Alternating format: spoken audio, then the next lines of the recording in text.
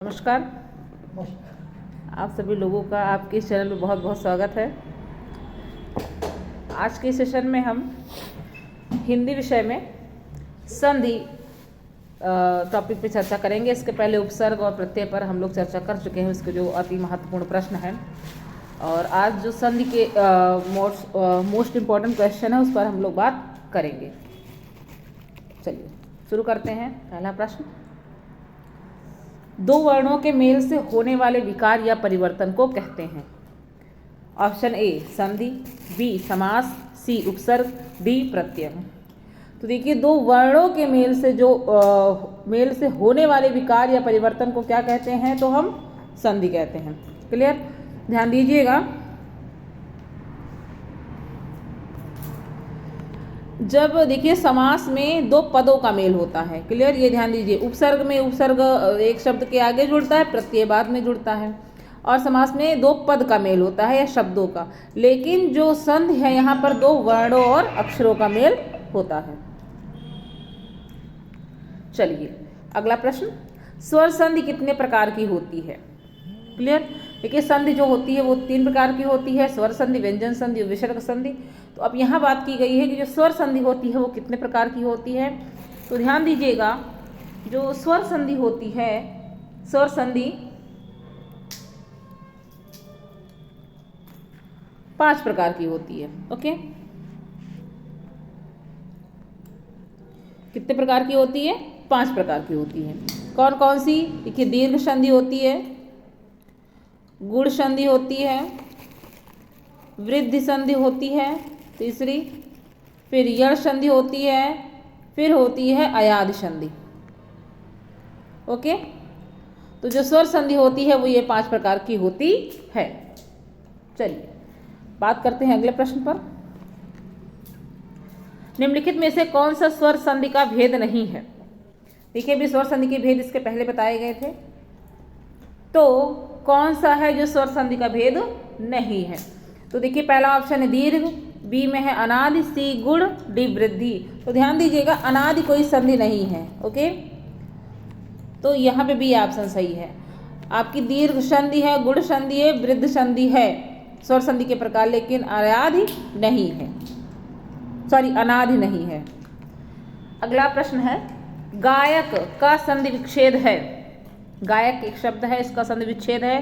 तो ध्यान दीजिएगा, जो गायक शब्द का संधि विच्छेद है ये अयादि संध है। ओके, अयादि संध में क्या होता है कि जब हम ए में कोई स्वर जोड़ते हैं तो वो अय में परिवर्तित होता है। आय में, एड़ी वाला अय, इसमें हम कोई भी स्वर जोड़ते हैं तो वो आय में बदल जाता है। ओ में कोई भी स्वर जब जुड़ता है तो वो औ में बदल जाता है। और अगर औ,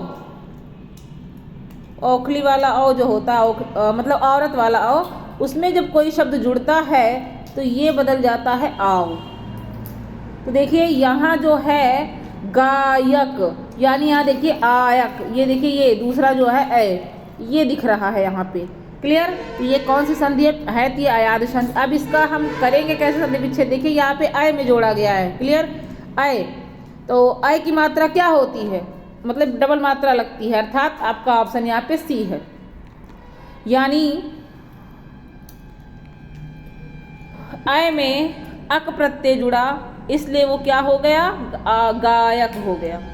ओके, देखिए, अय में जब कोई भी शब्द जुड़ेगा, अय में कोई भी शब्द जुड़ेगा तो वो किस में बदलेगा? आय में बदल जाता है। ओके, तो जब देखिए यहाँ पे अय में जब कोई भी हम कोई भी हम स्वर जोड़ रहे हैं, कोई भी स्वर, तो हम ये वर्ड किस में बदल जाता है? आय। और यहाँ पे गाय मतलब आय, ये देखिए यहाँ पे उच्चारण भी उसका हो रहा है, अर्थात यहाँ पे ऑप्शन आपका तीसरा सही है। क्लियर? गायक।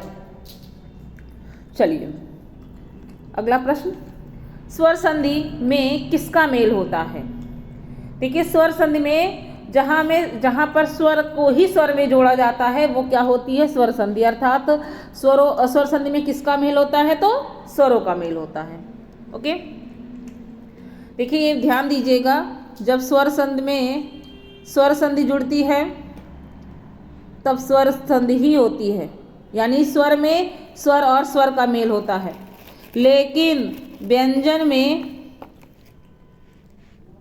इसको फिर से देख लीजिएगा, स्पेस नहीं यहाँ पे है, स्वर में स्वर स्वर जुड़ता है, व्यंजन में क्या जुड़ता है, व्यंजन संधि में पहले से जो जुड़ने वाला अक्षर होता है वो व्यंजन होता है, लेकिन बाद में स्वर और व्यंजन दोनों होते हैं।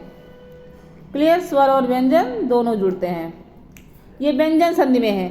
लेकिन विसर्ग संधि में याद रखिएगा, स्टार्टिंग में विसर्ग होता है और बाद में यही आपका स्वर और व्यंजन दोनों जुड़ता है। ओके, तो ध्यान दीजिएगा, ये होता है जब इन संधियों का मेल होता है। तो यहाँ पे स्वर संधि में, जब स्वर संधि में किसका मेल होता है, तो स्वरों का। चलिए अगला प्रश्न है, परमार्थ का संधि विच्छेद है। परमार्थ का संधि विच्छेद है। देखिए, किसी का भी संधि विच्छेद जानने के लिए पहले हम कोई भी चीज़ है, अगर हम कोई भी चीज़ प्रैक्टिकली करते हैं तो हमको पहले उसको थ्योरिकल पढ़ना होता है, तब हमको पता चलेगा कि हम ये चीज़ कैसे कर पाएंगे। तो जब आप संधि अच्छे से पढ़े रहेंगे तभी आप उसका संधि विच्छेद भी कर पाएंगे। तो देखिए, जो ये संधि है परमार्थ, अब ये संधि कौन सी है, देखिए ये यहाँ पर बीच में आपको बड़ा की मात्रा दिख रही है। ओके, यहाँ बीच में आपको क्या दिख रहा है, बड़ा की मात्रा दिख रही है। तो बीच में बड़ा आ, बड़ी ई और बड़ा ऊ की मात्रा कहाँ होती है, तो दीर्घ संधि में होती है। ये ध्यान दीजिएगा, ये एक पहचान है। स्वर संधि में या और भी संधियों में सबसे सरल संधि जो आपकी है ये दीर्घ है। सरल इसलिए है क्योंकि इसकी पहचान जो होती है बहुत ही सरल होती है। क्लियर, शब्द जब बीच में, शब्द के बीच में बड़ा की मात्रा, बड़ी ई की मात्रा, बड़ा ऊ की मात्रा लगती है तो वो दीर्घ संधि होती है। अर्थात ये जुड़ता क्या है, दीर्घ संधि में समान स्वर जुड़ते हैं। समान स्वर का मतलब है हम आ में आ जोड़ते हैं। अब चाहे वो छोटा आ हो चाहे बड़ा आ हो, तब ये होता बड़ा आ है। ई में ई जोड़ेंगे तब ये बड़ी ई हो जाएगी, और ऊ में ऊ जोड़ेंगे तब ये बड़ा ऊ हो जाता है। अर्थात कहने का मतलब है ये हर्ष वर्ण है जो क्या हो जाते हैं, दीर्घ हो जाते हैं। ओके, इसीलिए इसको दीर्घ संधि कहते हैं। तो अब आ में आ, देखिए यहाँ बड़ा आ आया है, तो अब क्या जुड़ा है, तो जो इसका सही संधि विच्छेद है वो परम धन अर्थ। ओके, परम धन अर्थ, अर्थात क्या होगा, ये जब जुड़ेगा तो ये हो जाएगा परमार्थ। ये आ यहाँ का और यहाँ का आ, दोनों छोटा छोटा मिलकर के बड़ा आ हो जाएगा, और यहाँ बड़ा आ की मात्रा लग जाएगी। तो ये क्या है, यहाँ पे आपका ऑप्शन पहला सही है, परमार्थ। चलिए अगला प्रश्न है, निम्नलिखित में से संधि का कौन सा युग्म गलत है। ऑप्शन ए है अनुदित, अनुधन उदित। ऑप्शन बी अवनींद्र, अवनी धन इंद्र। ऑप्शन सी श्रद्धानंद, श्रद्धधन आनंद। ऑप्शन डी भूद्धार, भूधन उद्धार। तो अब इसमें आपका कौन सा युग्म गलत है ये आपको बताना है। आप इन प्रश्नों के उत्तर कमेंट्स बॉक्स में भी बता सकते हैं। तो देखिए कौन सा युग्म गलत है, तो देखिए यहाँ पर जो बड़ा ऊ है, ओके, यहाँ पे पहले ऑप्शन में देखिए बड़ा ऊ है, अर्थात ये यहाँ पे छोटा ऊ जुड़ा, यहाँ बड़ा ऊ जुड़ा, यानी ये सही है आपका। ओके, फिर अवनींद्र, यहाँ से बड़ी ई जुड़ रही है, यहाँ से छोटी ई जुड़ रही है, यहाँ दोनों छोटी बड़ी जुड़ करके बड़ी हो गई, ये भी आपका सही है। फिर आपका अगला है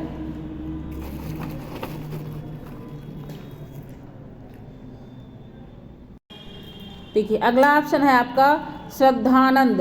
देखिए श्रद्धानंद थोड़ा सा गलत लग रहा है, इसलिए लग रहा है क्योंकि श्रद्ध कोई शब्द नहीं होता है।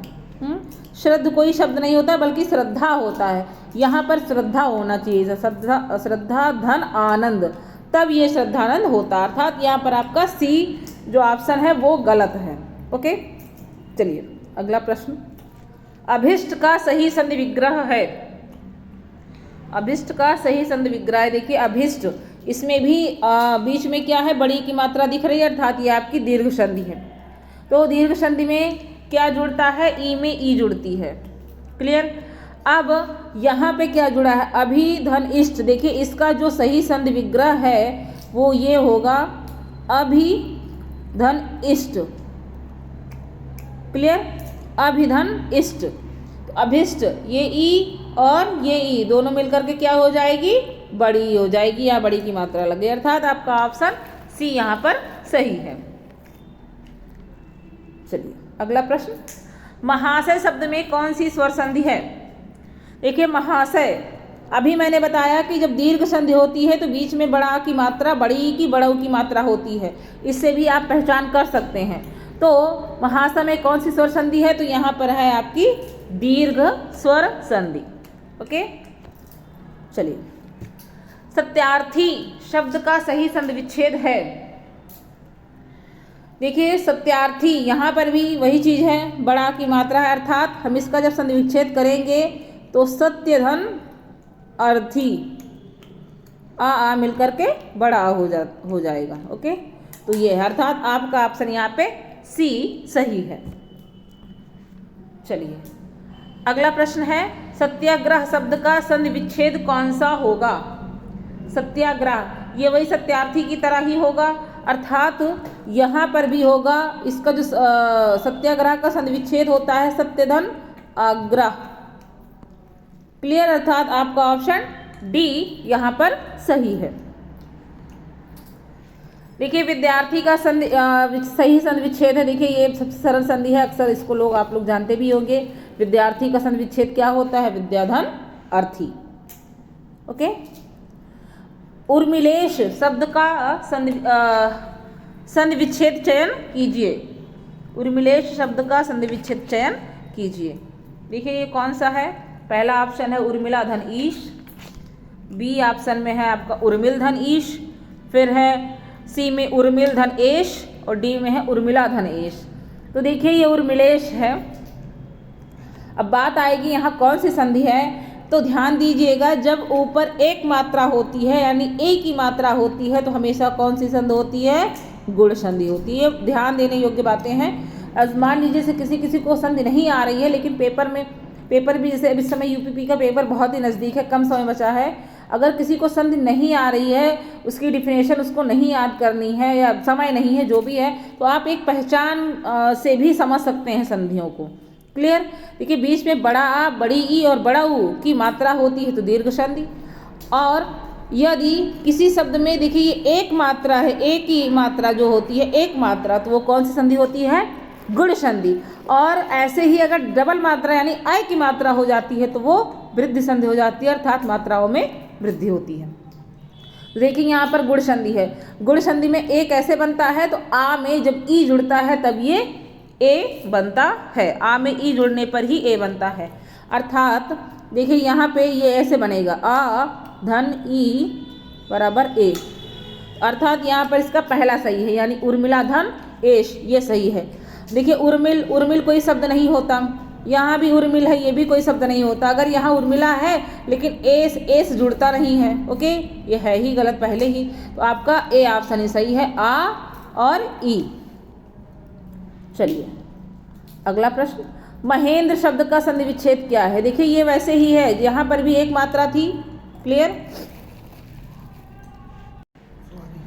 और इधर भी एक मात्रा ही है, यहाँ भी देखिए एक ही मात्रा है। ओके, तो ये भी गुण संधि है, अर्थात यहाँ पर भी आ ए और ए जुड़ता है, यानी आ में ए। अब आ में ए, छोटा आ भी जुड़ सकता है, क्लियर, लेकिन ए होना, सॉरी ए नहीं, आ में ई जुड़ती है। अब याद रखिए ये छोटा आ भी हो सकती है और ये छोटी ई भी हो सकती है। कहने का मतलब है आ में ई जुड़ना चाहिए, चाहे वो बड़ी हो चाहे वो छोटी हो, उत्तर उसका ए ही आएगा। अब देखिए यहाँ पर जो आपका ऑप्शन सही है बी सही है। क्यों? क्योंकि यहाँ पर देखिए आ है बड़ा की मात्रा, यहाँ छोटी ई है।